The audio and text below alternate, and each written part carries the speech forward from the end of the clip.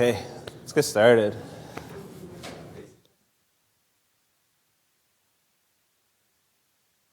So first thing, we have a couple lectures towards the end of the semester, the last two lectures of the semester, actually, which are labeled review. We also have a review lecture right here, but this is going to be like what you do in lab for review.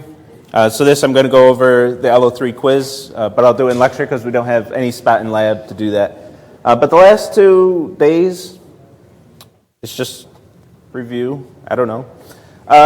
So for these days, what I used to do, like years ago, what I used to do is just review the entire semester material. I'd go through everything in the semester in a couple of days, and I don't know, students just didn't seem to like that. I don't know why. I don't really know why. I think it's because the students who would still be showing up to lecture at that point just already knew the material and wanted more stuff. That's my assumption anyway. But anyway, what I've been doing the last few years, what I like to do with review days is leave it up to a vote. So go to this Piazza post, make your suggestions and vote. Whatever gets voted, within reason at least. I have to add that each time. Within reason, the highest voted things are what I'll do until we run out of time. So whatever you want to see those weeks. And if you do want a review of the whole semester, just say, I want to review the whole semester and see if you get a bunch of upvotes. I'd say within reason, but I'm pretty open to what we cover on these days. I've done some silly things in the past. I'm fine with that. If that's what y'all want, whatever gets voted, I'm fine with that being what happens. I always have to add within reason just to hedge my bets in case there's something really off the wall. Not even off the wall, but like go through task 3 and AO solutions for project 3 is usually one of the suggestions. I guess AO would be too late, but for task 3, if you use the recovery opportunity, I'm not going to go over the solutions to that. Solutions to project 1, project 2, I wouldn't mind that. But get your suggestions in. You can see that the previous lecture, nobody even commented yet, so the floor is open for what we cover on those. And yeah, it's whatever you want to see on those. What I want to talk about today is, what do I even have open? Oh, yeah, the examples repo. What I want to do today is, I have a suspected spam caller. I don't think I'll answer this right now. What I want to do today is task 3 testing. And if we have some time, some AO testing.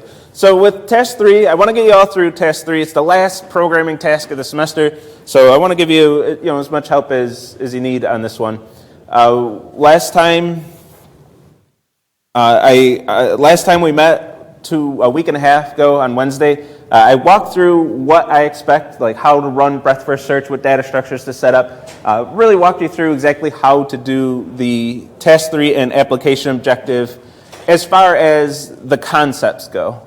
I know there's usually a disconnect between taking that content. A lot of the feedback I get is, yeah, that lecture made sense. I get how you're computing distance, but how the hell do I code it in here? So any questions on that, I'd be happy to answer. I talked about some of that last time, and I'll talk about more of it today. But the big one is using this level as graph, which is going to give you a graph set up in the way that we would expect. I don't know if that's a fair assumption, but where each grid location that's not a wall is a node in the graph, and then the edges between nodes are any valid moves that the AI can take. And then you run breadth first search on that graph and find the shortest pass and distance and all that. The other side of that I want to talk about today, of course, is testing. I haven't leaked test cases for task 3 yet, so it's time to do that. And any general questions before I just get into testing? Especially anybody who's stuck on task 3. Is there something that's just not making sense? Cool. So everybody who started task 3 is making good progress, I can assume? Yeah. You're agreeing? Or you got a question? Yeah, what's up?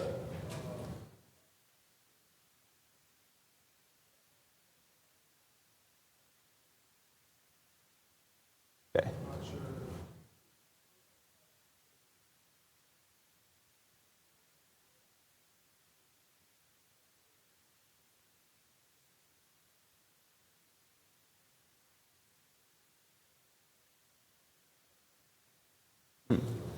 And are you running breadth first search on it to avoid the walls? So the idea is to run breadth first search. Are you going that way?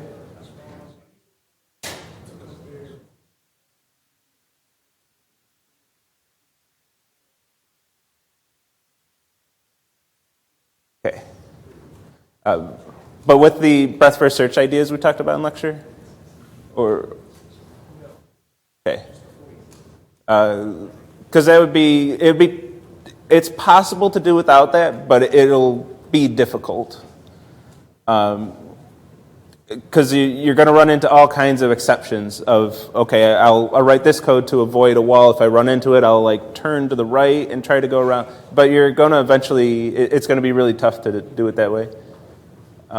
If I'm understanding you right. If I'm not, we can chat about it after class and in office hours. But pull out breadth first search. That's the intended solution, which will give you, in my opinion at least, the least amount of trouble.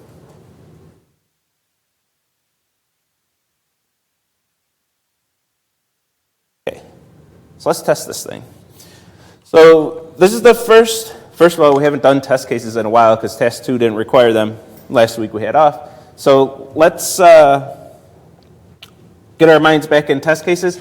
And the new thing with this one is that we have to create an AI game state.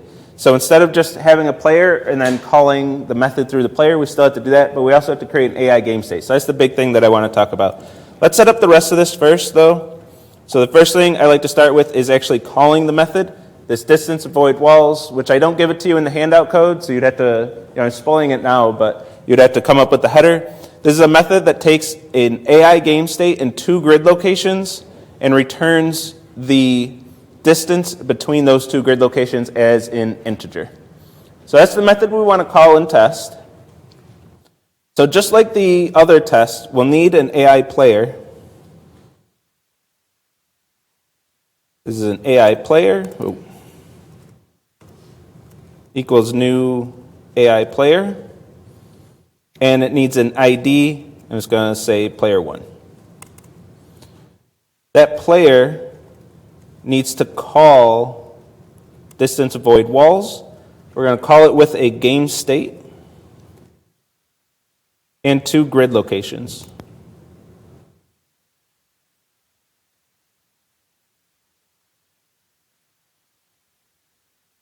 This is the general structure that I want to set up. This is going to give me some distance. I can't use autocomplete on a variable that I'm naming. That's going to give me some distance, and I want to assert that that distance is correct. So if I have grid locations 1, 2, I have to go down, then over, or I can go over, then down. I got 2 different paths of length 2, but the distance between them is 2. It's going to take me 2 moves to get from 1, 1 to 2, 2. And as the name implies with this test, I'm not going to have any walls in the way, so I don't have to worry about any walls preventing me from making the moves that I want to make. It's just going to be distance 2. Now, we're testing a method called distance avoid walls, so why would I even have a test where there's no walls? This is usually, well, my advice is where you'd want to start, but this is where I always start with test cases, is with some test cases that are as simple as possible. So I'm going to make some test cases that is just distance without any walls in the way at all, because I know that if my code isn't passing these test cases, I got no chance when it comes to walls. Like I have something fundamentally wrong with my code if these test cases are passing. I don't even have to worry about how breadth first search is avoiding walls or anything. I got something fundamentally wrong. Now, it might not be a complex bug. It might be a simple bug, but it tells me if these are failing that I have something wrong that I have to fix. Some common issues are not including the start node, not including the end node, having the start node on there twice, things like that. That'll give me an off by 1 issue. I want to make sure that I can get rid of those bugs first before I go into the more complex stuff where we're going around walls. So I want to make sure I have these. And I also need a game state to do this. Oops. I'm going to name it exactly what I named it down there, which is the new thing. Actually, we're not ready to type that yet. So we need a game state because that's the first parameter. Now, before in task 2, when you dealt with game state, you just took the game state and called it in another method. You didn't have to mess with the AI game state at all. That's not true anymore. We need to crack this thing open and see what's in there. So let's take a look at the class itself. Resize this stuff. Let's take a look at the class itself and see what's in here. So first, we have a constructor with no parameters. So when I create a new AI game state, I don't have to worry about giving it any information. It takes no parameters. But it does have 4 state variables: level width, level height, player locations, and wall locations. Player locations, we're used to this. It's a linked list of player locations. And we mess with these in task 1 testing. So the same way that we create these linked lists in task 1, I'm not going to go over that in detail again today. We're going to create a linked list of player locations in the same way and track those player locations in this list. So we want to set that equal to some linked list of player locations. We have our wall locations, which we want to start thinking about today. This is going to be a regular Scala list of grid locations, marking every location that is a wall. And importantly, level width and level height is integers. These are going to be the width and height of your level. The most important thing about these is to remember to set them. Forgetting to set these it's a very quick office hour visit, but it's a pretty common problem with task 3 testing. Is you can see right here the defaults are 0, 0, which would mean that your level doesn't really exist. It's just width and height of 0.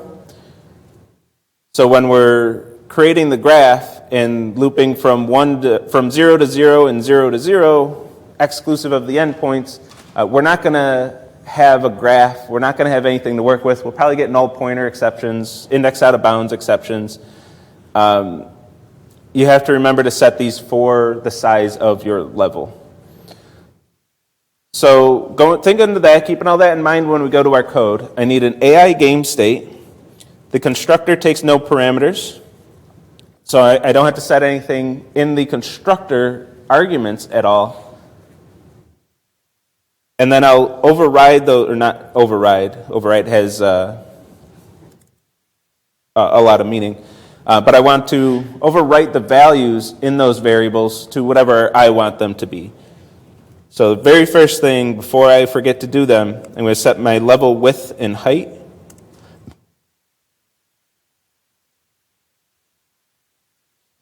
I'm going to create a 10 by 10 game board for my test cases. And by the way, so there is the actual game board that when you run the server and everything, you get a certain game. And you can actually go through the code and find the code that generates that.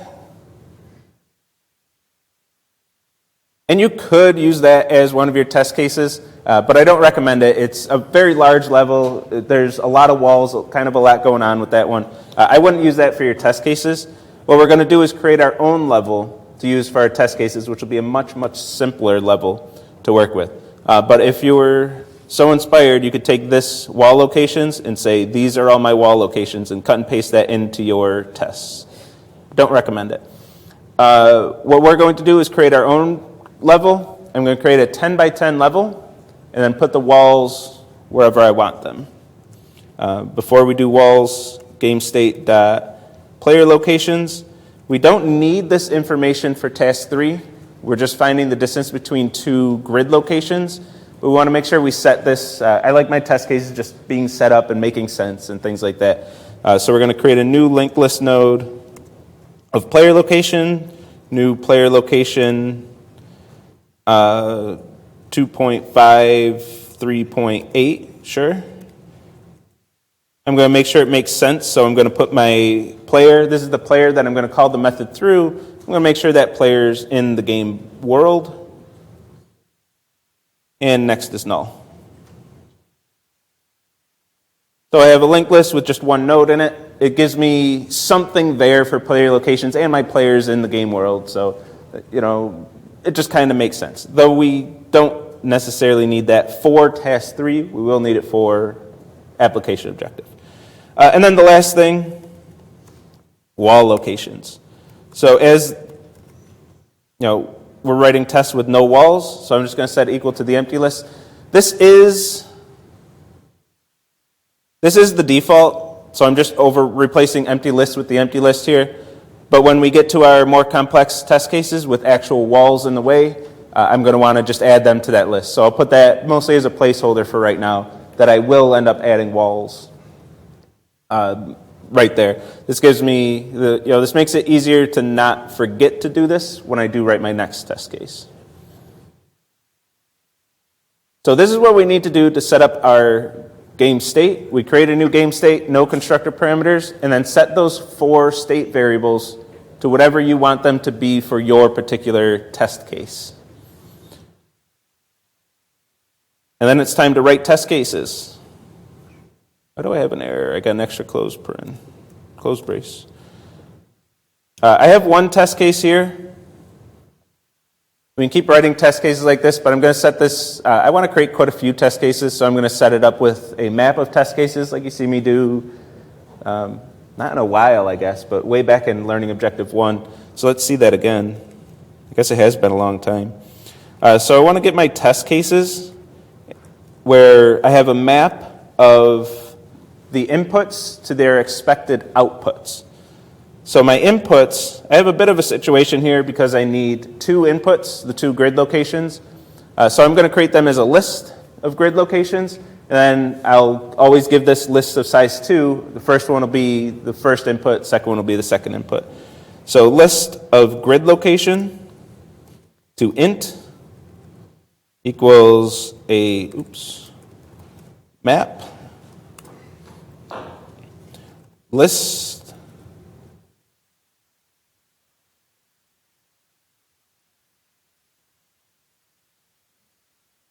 of my grid locations to 2.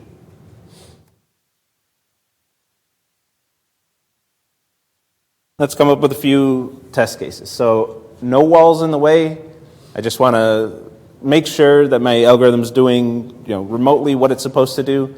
And the distance here, we can calculate the distance. It's going to be the sum of the absolute values of the differences in x and y. Which, whenever I say L2 distance, it confuses people, but if you want to further that, this is L1 distance. I don't know. But it's the sum of the power of 1, and then the first root would technically be the mathematical definition, but it's just the sum of the differences. So I want to get a few more test cases here. Let's have one that's a long run in x. 1, so it's going to be 7.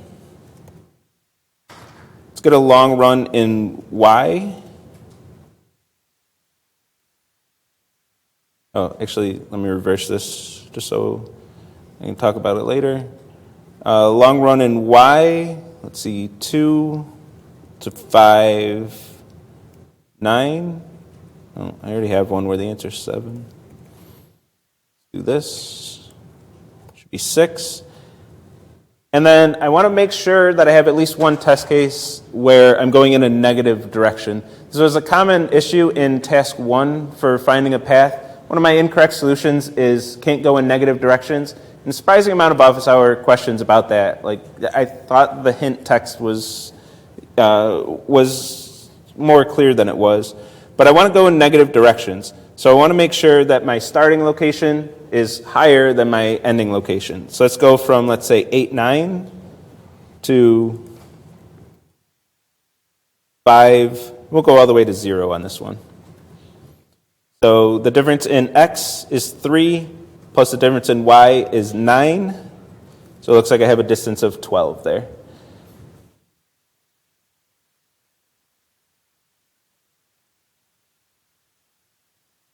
Now let's set up our actual test cases for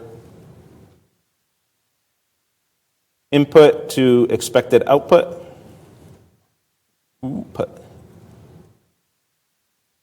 In my test cases,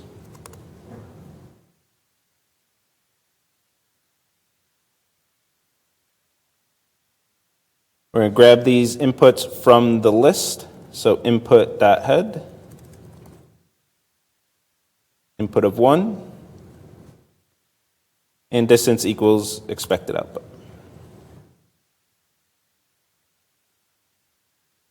And I have my test cases set up. See if we can get the whole thing. Can't quite get the whole thing on screen. But we have our test case set up. We're setting up our AI game state. We're creating a player, which is how we're going to call the method.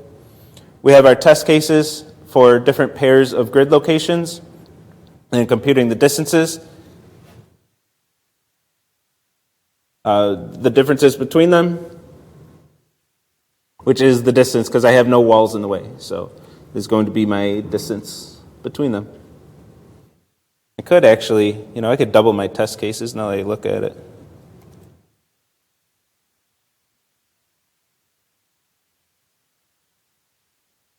I would also do something like this, because why not? The distance is going to be symmetric. So whether I'm going from 1, 1 to 2, 2 or 2, 2 to 1, 1, the distance is always going to be the same. So I might as well double my test cases here. Anything we can do a little amount of work to significantly increase our testing, it's always a good thing. So I just double my test cases by adding that extra line of code. You don't have to do that, but I would. Like, if I'm out in production writing this code that's actually going to be used out there by real-life players who are going to be very upset if there are bugs in my game, I'm going to do everything I can to maximize my testing. So I would definitely do that IRL. And then we have some test cases, but when you set test cases up like this, I recommend this as well, setting up your test cases in a nice way like this. Because what I can do here is add more test cases very easily. So if I go to office hours with this, this amount of testing would probably be fine for task 3. I think Autolab would be happy with it, which I guess I just gave away the testing, but fine.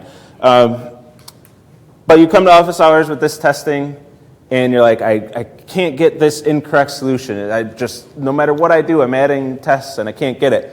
And myself or the TA is going to look at this and say, dude, you got 4 test cases, and they're not that different. Like, they're kind of different, but this is pretty weak testing overall. Again, I think Autolab's not too strict on these testing. Some tasks more strict than others. I don't think task 3 is too strict. But if you have your test cases set up like that, and me or the TA say, well, add more test cases. You know what I'm doing? I'm just adding more test cases. So there's a few situations that we don't have here. I want 2 nodes that are connected by an edge. That's a valid move of 1. I want 2 nodes that are the same node, which is a really good edge case for this one. What if I give you the same node as the start and end node? The distance should be 0. We learned that in lecture when we started talking about distance. Very good edge case there. And I don't know, I don't really have another good case. We don't have a run where one direction is in the positive direction and the other one is in the negative direction, so let's do that. Let's do 3, 7, 5 is fine, and 2. So we're going in the negative y direction, but the positive x direction. Somewhere there could be a bug there. Like it would be not outside the realm of possibility where there's a bug there, especially for task, maybe not so much for this because you're going to use breadth first search, but for task 1, this was a common bug where when you got your nested loops, you're like, if the y is negative or the x is positive or anything, it's easy to miss one of those cases. So this is something I would want to test for task 1 especially. But still, it's a good one to have here. So we go 2 in the x direction and 5 in the y direction. So we got a distance of 7. Took me less than a minute to add more test cases. If you have your test cases set up like this, it's very easy to add more test cases. You can add test cases in less time than it takes to submit to Autolab. So just add more test cases. That's one of the common feedbacks I give when testing, when it's trouble with incorrect solutions. Add more tests. Just add more tests. Now, granted, this was a bit trickier I'm setting up a little bit of a straw man here because this was a lot trickier in Project 2 when you had to hit all the buttons, simulate the buttons and everything. So, but But in task 3 of project 3, set it up like this. You can add test cases for days like this by just adding to this map. And same was true with project 1. Well, to an extent, you had to go through the data file for that one too. Any questions at this point? I feel like I went through that pretty quick.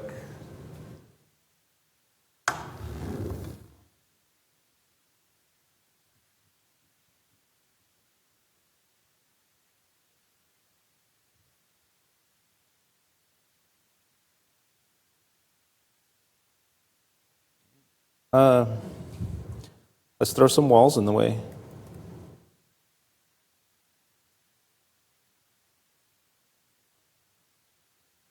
Distance with walls.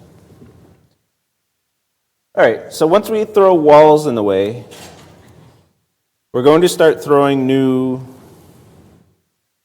grid location 0, 0. We're going to start throwing walls in the way. We're going to reuse most of this code. We're going to reuse this whole setup and structure. But we're going to put walls in the way, compute the distance while the AI has to go around the walls.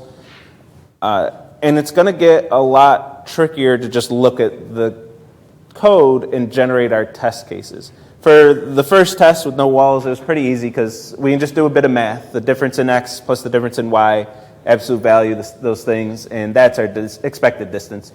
Very easy to just compute. But once we have walls in the way, we can't quite do that anymore. At this point, I'm going to delete these zeros too.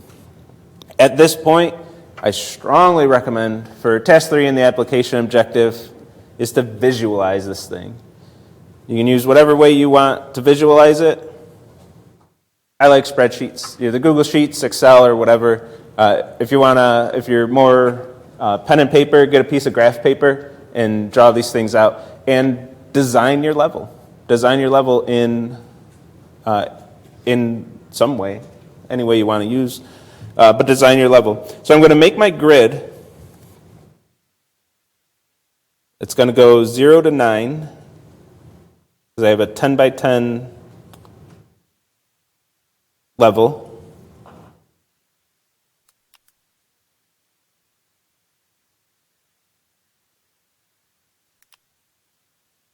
And just start adding walls and visualizing this thing. It's extremely helpful, especially for this objective, to visualize these things. And I'm going to resize these things to be close to squares. And I just like to clean things up a bit here. I don't need any of these. Don't need any of these. And now I have my level set up. Let's center these things.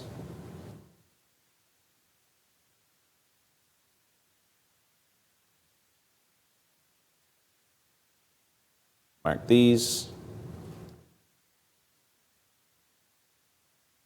So I have my grid locations, and remember, not that it strictly matters for this, because if your graph is on its side, everything's still going to work out the same way. But remember, the upper left corner is 0, 0 in these maps. It's just it's a standard. Whenever we're working with computer graphics, it's really stuck that 0, 0 is the upper left corner. I'm pretty sure that stems from the way old CRT refresh rates, the scan would go across the screen. They were always designed to start in the upper left corner, and then even though we don't use CRTs anymore, that just stuck, and it's just fundamentally a part of anything to do with computer graphics, that the upper left is 0, 0. So I stick to that standard.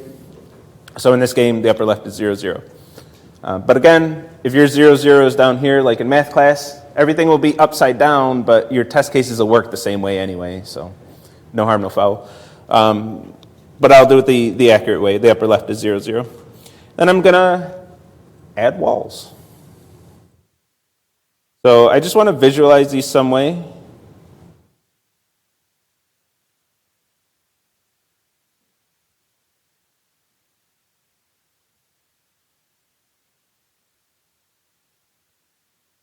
Like, like this. I think that's a fine way to set it up. I'm going to put my walls down. Resize some things here.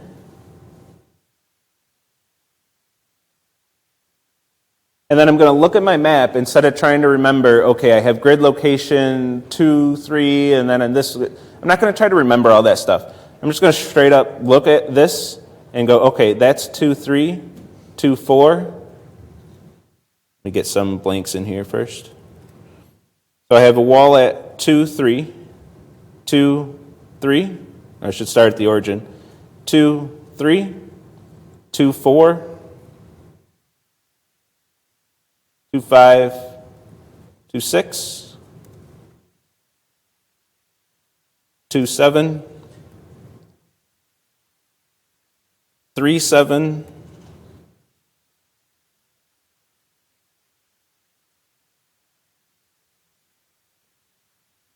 4, 7, 5, 7, 6, 7, 6, 6. Need 3 more. So I got all these walls, this wall at 6, 6. Up here, 6, 5, 6, 5, 6, 4, and then 5, 4. So now, without using too much of my brain power, that was pretty easy for me to do as far as cognitive load. I'm just looking at my visual and then turning that into code. Whereas if I'm looking at just these numbers, I got to think about that quite a bit, and I don't want to think all that hard. I don't want to think any harder than I have to. So now I looked at my visual and just traced this wall and got all the wall locations in there as grid locations. So now my game board is all set up. I still don't need player locations because we're just doing grid locations to each other. I got all my walls. I got my width and height of 10. And I got this, all this code here is all visualized right here. It's a lot easier for me to look at that visual than to just stare at this code. And then at that point, we're ready to make some test cases. So at this, I want to start labeling things. I like to label my test cases on this map. And let's do that. When I start, let's start with right here.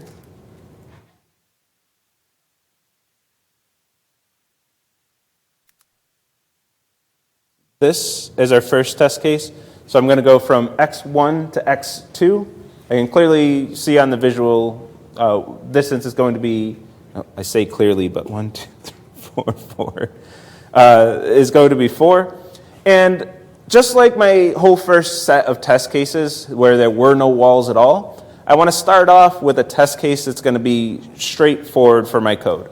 There are walls, the walls exist, but between x1 and x2, which is 2, 8, 2, 8, to 6, 8, and I expect that distance to be 4. There are no walls in the way. So this is a good first test case that tells me, okay, did the mere existence of walls break my code? Because that can happen. There are a lot of ways that can happen. If you set up your breadth first search wrong where it's fine. So specifically, does this fail, but all of these pass? So without any walls, I always get the right distance, but the mere existence of walls makes my code not get this distance right.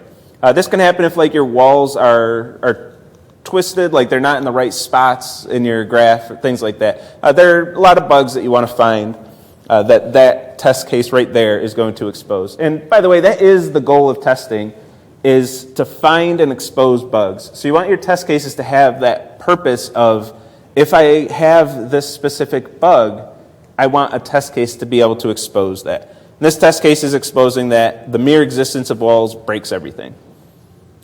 So I'll always start with a test case like that. Oops.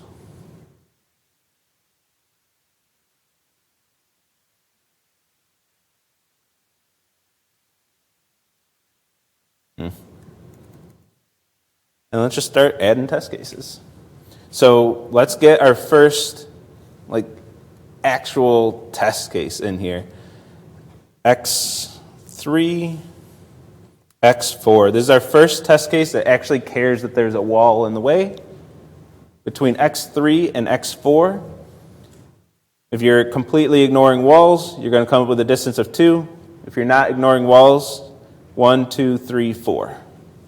We got a distance of 4. So X3 is at 1, 3. I should have set all these locations as constants, actually. If I were to set this up. 1, 2, 3, 4, 4.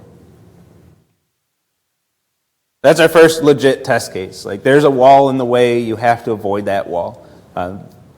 If you get this test case, if your code passes on that test case, in all likelihood, as long as you did use, you have your algorithm all set up, you might get every test case. That right there is the first challenge, and it's a huge one.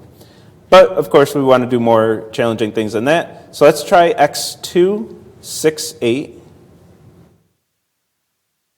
And just start adding the combinations of these things. 6, 8 to X4, 3, 3.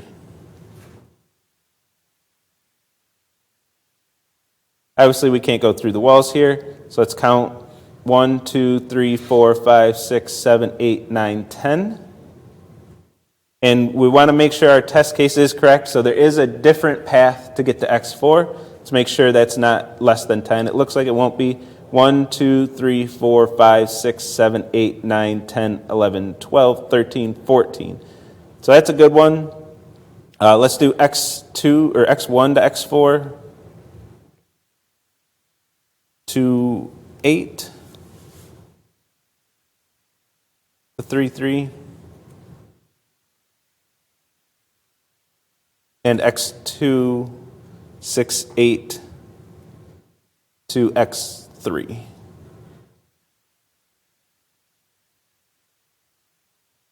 Put placeholders here just so I can fix my formatting. Oh, it didn't want to. Oh, there we go. It's in the wrong button. So 2, 8 to 3, 3. 1, 2, 3, 4, 5, 6, 7, 8, 9, 10. Happens to be the same as X2. And I don't think I have to count to know that this is going to be a lot longer to go around this way. And then finally, X2 to X1, which this one I can't quite visualize what's going to be closer. I think it's going to be this way, but let's see. 1, 2, 3, 4, 5, 6, 7, 8, 9, 10. Oh yeah, that's obviously the shortest, because I didn't even have to go around a wall. 1, 2, 3, 4, 5, 6, 7, 8, 9, 10, 11, 12, 13, 14. Actually, that's a bad test case because we didn't have to go around a wall. And I would want one more.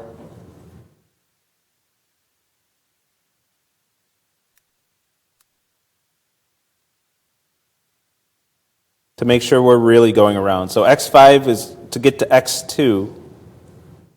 5, 6. Yeah, I should have put all these grid locations as constants named, like X1, X2, etc.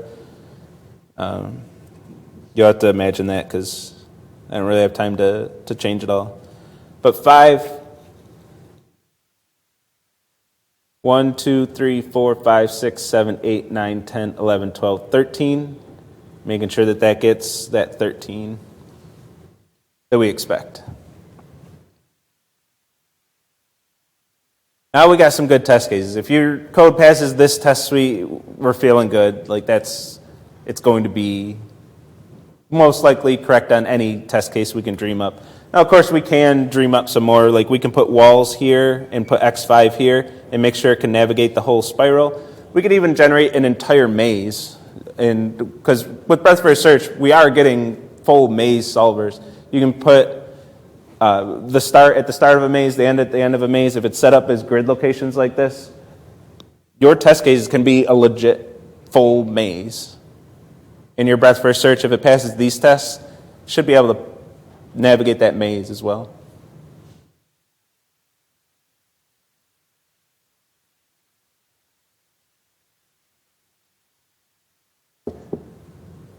Any questions on any of that?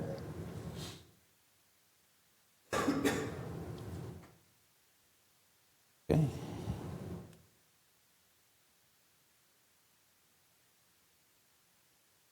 Moving on then. Oh, wait, I want to make sure I talk about, I got to make sure I talk about this. So you have this level as graph, and this is, I think, where a lot of the disconnect comes with Objective 3. You can just call this level as graph. It's part of the AI game state class. So you have an AI game state as your input. One of the very first lines in your code when you're actually implementing task 3 should be game state dot level as graph. Get that graph. What this is going to give is a graph the way we saw on the last slide of Wednesday's lecture, where every grid location that's not a wall is going to be a node in the graph,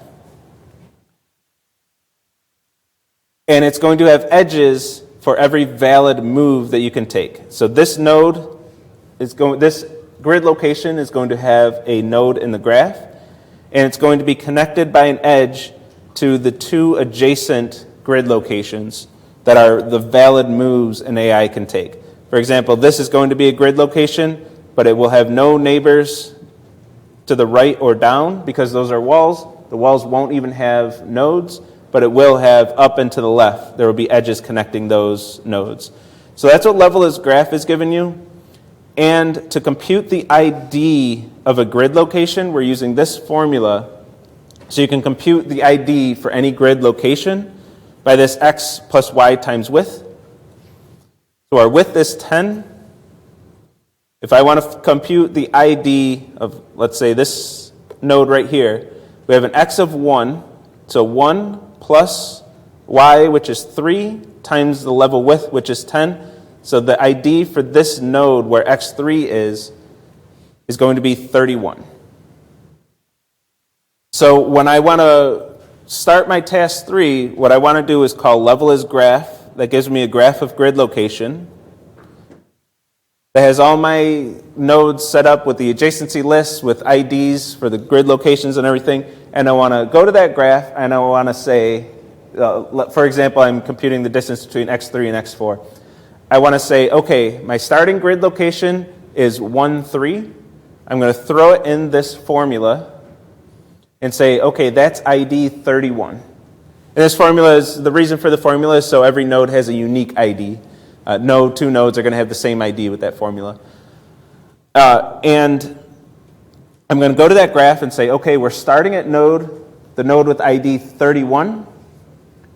Run breadth first search just like we talked about on Wednesday. Run that, keep track of your distances from node 31 to every node in the graph.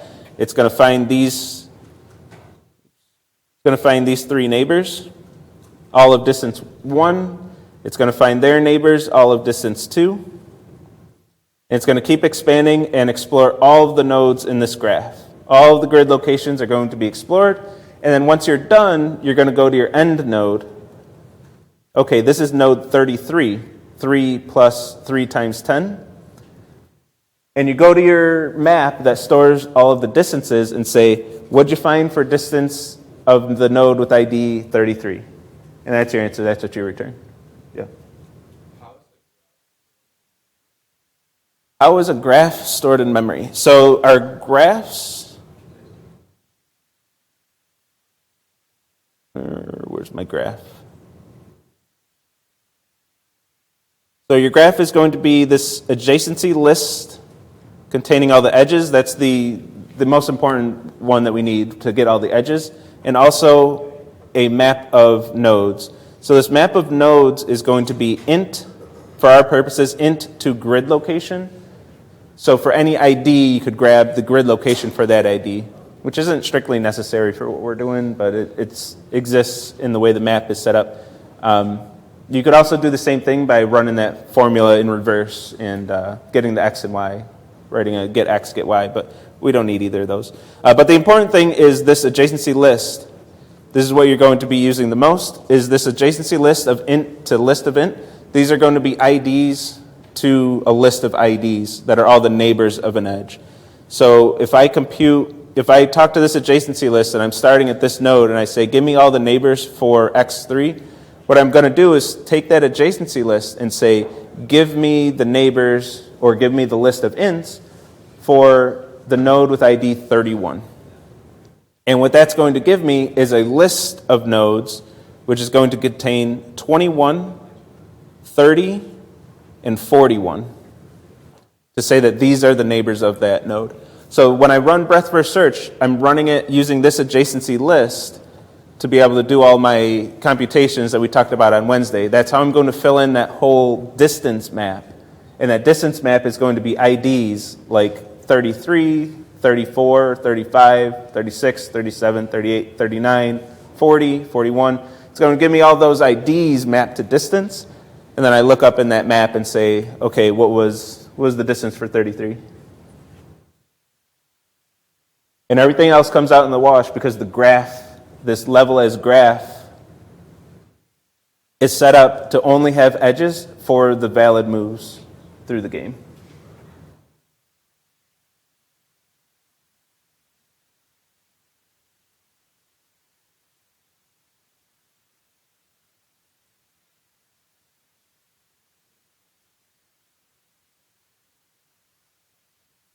The formatting didn't check my code. I got rid of the error and then hit the formatting right away. You can't have any errors if you're going to do formatting, I don't believe. But on my Mac, it was Command Option L.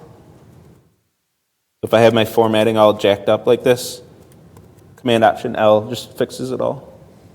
So I usually type, because of this, I've gotten pretty sloppy when I type code, and then I just auto-format it.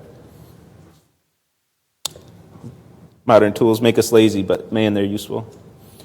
All right, and then for the application objective, what I would do is create player locations for this X1, X2, X3, X4, X5, create players for X1 through X5, and then ask each player, hey, what's your closest player? And then actually do the paths between them. One last thing, if there is a tie, you have to be worried about ties here. So if there is a tie, I purposely didn't make any this time. Maybe I should have on purpose, just made one. But if there's a tie, just be aware in your tests that either one of the closest locations is the closest location for the application objective. So either accept both of them, or what I prefer, just avoid those tests completely. Don't write any tests where there's a tie. So if I have X6 and X7, just don't say, hey, X3, where's your closest player? Because you have to accept two different answers. It's just a little more complex than it needs to be. We already did that kind of stuff in Project 1. We don't have to worry about that again. But yeah, 248. Yeah, see everyone. Have a great day. See everyone Wednesday.